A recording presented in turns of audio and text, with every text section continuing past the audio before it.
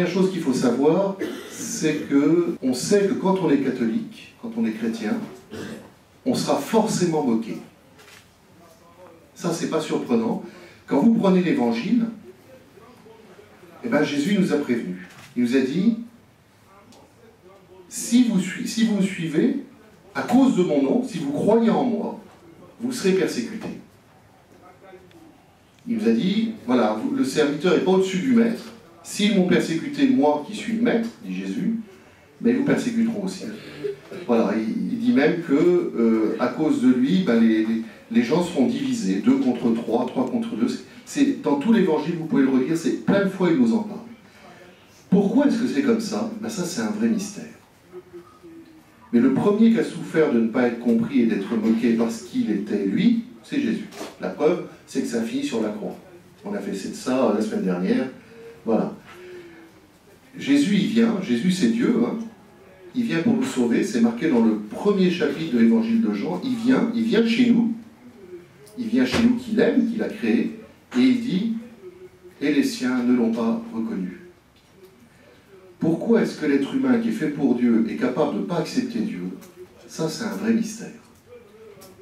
Et pourtant, c'est ce qui se passe. Alors on le fait nous, chaque fois qu'on ne veut pas suivre Dieu, et puis des fois, parce qu'on est chrétien, eh bien les autres ne nous acceptent pas non plus. Donc la première chose que je veux vous dire, c'est qu'il ne faut pas être surpris de ça. Et il ne faut pas en avoir peur. Parce qu'en même temps que Jésus nous dit, vous serez persécutés, il nous dit, mais vous inquiétez pas. Moi, je vous donnerai une force, je vous donnerai mon Esprit Saint. Ça va être reçu à la Pentecôte.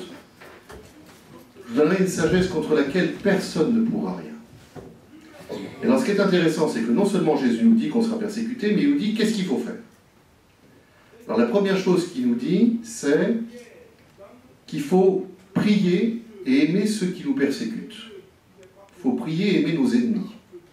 Alors, comment on fait pour être capable de lui répondre?